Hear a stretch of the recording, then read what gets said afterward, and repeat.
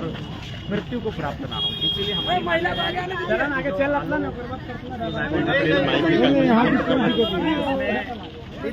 प्रदूषण का guideline follow हो, उसके बाद जो जबरन वन भूमि पर कब्जा है, जीएम लैंड पर कब्जा किया जा रहा है वो बंद हो। जो भी उन्होंने लीगली जो जमीन लिया है उस पर काम करें, प्लस प्रदूषण का अनुपालन करते हुए काम करें। वहाँ के जल, जमीन, जंगल को प्रदूषित ना करें।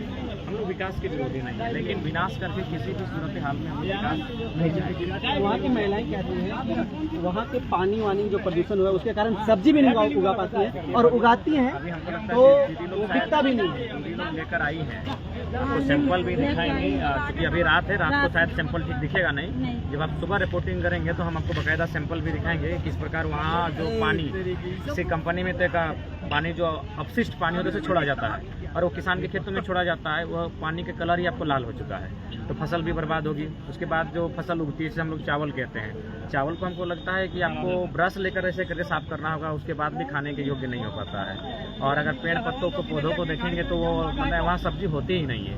और अगर जंगलों में आप गुजरते हैं तो छोटे छोटे पशु पक्षी भी मारे हुए हमें वहाँ मरी हुई अवस्था में मिलते हैं। तो कुल मिलाकर अगर विकास के नाम पर इतना अगर दोहन किया जाए तो उस विकास को बंद कर देना चाहिए। ऐसे विकास का जन्म लेना ही ठीक बात नहीं है। 20 साल पहले एक फैक्ट्री लगती है और फिर 20 साल के बाद यानी 23 साल के बाद फिर से जंगल को काट करके फैक्ट्री लगाने का आदेश दिया जाता है। इस पर क्या बोलोगे? इस पर यही कहना चाहेंगे, कॉर्पोरेट्स हावी है, कैपिटलिज्म हावी है। लोग कहते हैं कि बजट किसान को देखकर बनता है, बजट कामगार मजदूर को देखकर बनता है, लेकिन वास्तव में बजट कॉर्पोरेट्स को देखकर बनता है, उसे खुश करने के लिए बनता है।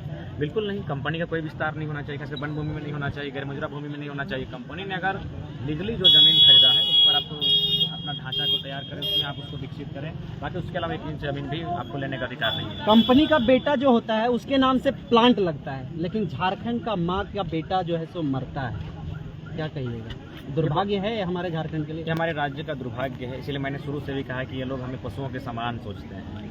वहीं मैंने पहले कहा, यही आलोक स्टील लिमिटेड कंपनी जो है प्राइवेट लिमिटेड कंपनी, इनका अन्य राज्यों में भी फैक्ट्री है, वहाँ जीरो पोल्यूशन पे कार्य करती है। ये जानकारी हमें उसी कंपनी के एक मतलब सरदार जी उन्होंने दिया कि भाई हमको समझ में नहीं आता है कि इतना अन्यायी ये लोग कैसे हो सकते हैं झारखंड के साथ। यही कंपनी जब दूसरा स्टेट में जाती है तो जीरो पोल्यूशन पे कार्य करती है, लेकिन यहाँ इस प्रकार का पोल्यूशन का स्तर है कि सीधा कैंसर से बच्चा मर जाता है। तो इसीलिए उसी को लेकर आज हम लोग राज्य के सर्वोच्च रहनुमा महामहिम राज्यपाल महोदय को ज्ञापन देने आए हैं। उन्हें उसी बातों से, अपनी समस्याओं से अवगत कराने आए हैं कि अपनी आंखों को खोलें महामहिम और एक दृष्टि डालें कि हमारे साथ क्या अन्याय हो रहा है, हमारे साथ क्या जुल्म हो रहा है, किस प्रकार हमारा गांव, हमारा जल, हमारा जीवन, हमारा जंगल संकट में है। एक बार आंखें खोलकर उस पर दृष्टि डालें और उस पर न्याय करें। दादा, आप 2 दिन का युवा आंदोलन था, लेकिन आज का समापन की स्थिति में कल का क्या कुछ रणनीति होने वाला है? जो जहाँ से आज पदयात्रा समाप्त हुई कल वहीं से आरंभ होगी और हम लोग राजभवन की ओर कुछ करेंगे और राज्यपाल से मिलने के लिए हम लोग अपना जो ज्ञापन है दिए हैं उसके बाद उन्हें संज्ञान में देते हुए इन चीज़ों पर चर्चा करेंगे। और हम लोग चाहेंगे कि जो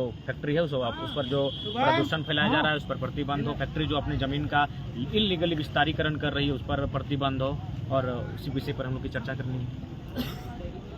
झारखंड में लगातार अगर यदि कोई प्लांट लगाता है तो कुछ नहीं देखा जाता है, जितने भी नॉर्म्स होते हैं कुछ भी फॉलो नहीं किया जाता, लेकिन यही प्लांट अन्य प्रदेश में लगता है तो वहाँ नॉर्म्स फॉलो होता है, सारा जो नियम है वो फॉलो होता है। वजह क्या रहा है कि झारखंड जो है सो मासूम होते हैं, भोले होते हैं? क्या यही वजह है? देखिए, वजह है, बहुत सारे कारण हैं जिनमें आपका, चूंकि कोई भी अगर फैक्ट्री कंपनी लगती है तो कहीं ना कहीं पॉलिटिकल लोगों के इच्छा के बाद ही लगती है। उनसे कोई ना कोई MOU बनता है, उसके बाद MOU बनता है, फिर जाके कोई कार्य होता है। तो ठीक उसी प्रकार हमारे जो पॉलिटिकल पर्सन हैं उनकी उदासीनता, वे लोग कहीं ना कहीं कॉर्पोरेट्स के हाथों बिक जाते हैं अपनी ऊंची रकम लेने के बाद, जिस कारण आज हमें राज्य को, एक आम व्यक्ति को, एक आम नागरिक को झेलना पड़ता है, सहना पड़ता है। ये बात है कि बाकी राज्यों में अगर यही फैक्ट्री लगाते हैं तो सारे नॉर्म्स, टर्म, कंडीशन का अनुपालन होता है और बेहतर काम करती है, पोल्यूशन पर भी कंट्रोल करती है और सारी जो भी माने गाइडलाइंस होता है उनको अनुपालन करती है। लेकिन जैसे वो राज्य में हमारे आती है, झारखंड राज्य में किसी भी प्रकार की कोई गाइडलाइन फॉलो नहीं करती है। कारण है कि हमारे पॉलिटिकल पर्सन कहीं ना कहीं मैंने दबे हुए किस्म के लोग हैं जो केवल अपना मतलब तक ही सीमित रहते हैं। मौजूदा सरकार का नारा है दादा, जल, जंगल, जमीन, लेकिन दुर्भाग्य है फैक्ट्री बनाने के लिए जल और जंगल जमीन को मतलब देखिए, सीधा बात है, हम बार बार कहेंगे ड्रामा करने की कोई जरूरत नहीं है। माननीय मुख्यमंत्री जो हेमंत सोरेन आए हैं, रघुवर दास की आलोचना करके आए हैं, तो सबसे पहला अगर आपको काम करना है तो रघुवर दास के टाइम जो GM लैंड को लैंड बैंक में तब्दील किया गया था आप उसे निरस्त करें और बिल्कुल जो हमारी ज़मीनें हैं, जीएम लैंड भी कहीं ना कहीं ग्रामीणों का ज़मीन होता है, वो किसी प्रकार से सरकार के हिस्से में नहीं जा सकता है, ना सरकार के अंतर्गत जा सकता है। तो जो भी सरकार ने ज़मीन संबंधित विवाद उत्पन्न किए हैं रघुवर दास ने, उन्हें अपनी रद्द कीजिए। आखिर आप तो उन्हीं को लेकर, आप 1985 को लेकर 32 लेकर आए थे, तो ठीक उसी प्रकार जो भी उन्होंने ज़मीन संबंधित विवाद किए थे उनको सुलझाने के लिए उन्हें निरस्त करते हुए एक बेहतर नीति बनाए। बल्कि आप प्रयास करें, जो एचईसी का इतना बड़ा ज़मीन खाली पड़ा है, रैयतों को वापस करें। वहाँ जब कोई उद्योग की स्थापना नहीं हो पाई है या फिर वो ज़मीन अगर छूटा हुआ है तो फिर वापस करिए, तो न्यायालय का गाइडलाइन भी है। ये मासूम का जो लोग यहाँ पे ठहरे हैं इस पंचायत भवन में, थोड़ा जूम करिएगा समझो जी, जो पंचायत भवन में यहाँ पानी का व्यवस्था नहीं है, उसके बावजूद भी लोग यहाँ पे रुकेंगे, रहेंगे। कैसा पीड़ा है, किस तरह का ये संवेदना है, थोड़ा सा आपके मुख से।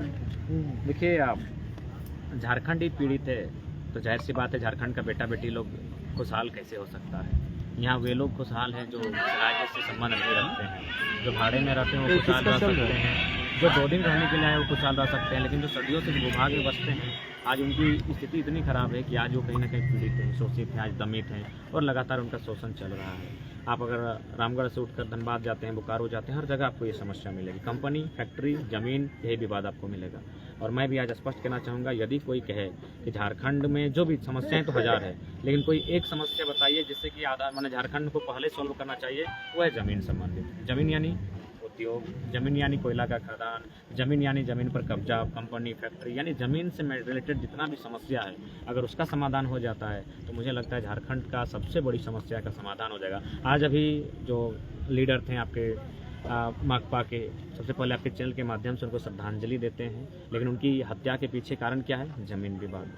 इसलिए अगर ज़मीन विवाद की समस्या का समाधान हो जाएगा तो हत्याएं भी रुक जाएंगी, लोगों की परेशानियां भी रुक जाएगी, दुख दर्द का भी समाधान हो जाएगा। तो अगर राज्य सरकार कुछ चाहती है, जो जल ज़मीन जंगल की बात करती है, आप ज़मीन संबंधित कानूनों को मजबूत करें और ज़मीन वापसी के लिए कानून बनाएं, जो कंपनियों ने, फैक्ट्रियों ने अधिग्रहण किया है, तो मुझे लगता है झारखंड बेहतर हो जाएगा। जिनको 7 गोली लगा, जिनकी आप बात कहें, अभी विकास मुंडा की बात कर रहे हैं, सुरेश मुंडा, सुरेश मुंडा, उनको वो भी इसी कंपनी, सुभाष मुंडा, वो भी जमीन मामले में, जैसे आपने बताया कि उन्होंने किया, आप लोग भी उसी चीज को एक कंपनी से, कॉर्पोरेट से लड़ रहे हैं। आपको डर और भय नहीं लगता? देखिए, डर भय नहीं लगता, लेकिन इस बात का हमें भी आशंका है, मैंने मुस्कुराते हुए कह सकते हैं 7 गोली लगना दादा, तो हम लोग को भी 8-10 गोली में कभी मार सकता है, लेकिन क्या करेंगे।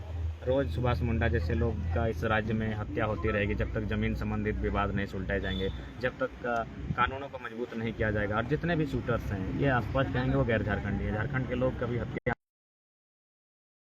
छोटी सी कुटिया हो, छोटा सा गांव हो और वहीं अपना जीवन यापन हो, ये केवल और केवल वो लोग हैं जो बिल्डर्स हैं, माफिया हैं, जो भूमि माफिया हैं, वे अपने आप को स्थापित करना चाहते हैं, अरबों करोड़ों में फ्लैट्स बेचना चाहते हैं। उनकी नज़र गिद्ध दृष्टि हमारे ज़मीनों पर पड़ी है। वही काम आलोक प्राइवेट लिमिटेड कंपनी, जिनके मालिक है रामचंद्र रोंगटा, लगातार इस राज्य में कर रहे हैं। रामचंद्र रोंगटा का बेटा के नाम से प्लांट बन जाता है, लेकिन दुर्भाग्य है दादा, हम लोग के झारखंड की माँ का बेटा का मृत्यु होता है, कैंसर से पीड़ित होता है, मर जाता है, कोई देखने वाला नहीं है, कोई सुनने वाला नहीं है, कोई समझने वाला। अभी जो आप लोग लेकर के ये पीड़ा आप राजभवन तक जा रहे हैं, आशा है, विश्वास है, लगता है कुछ सुनेंगे? देखिए, अगर वास्तव में लोकतंत्र जीवंत है, यदि भारत का संविधान जीवंत है, तो हमारी बात महामहिम से होगी। और महामहिम वास्तव में अगर वे राष्ट्रपति के प्रतिनिधि के रूप में कार्यरत हैं, तो जाहिर सी बात है उनकी शक्तियाँ हैं, और उनकी इतनी शक्तियाँ हैं कि रामचंद्र रोंगटा उनके सामने कुछ नहीं है। तो मुझे लगता है अगर उनमें किसी प्रकार का कोई दबाव नहीं है, अगर वास्तव में वो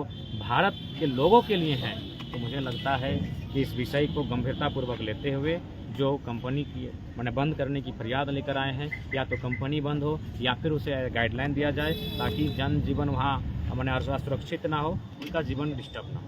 चलिए, बहुत बहुत धन्यवाद।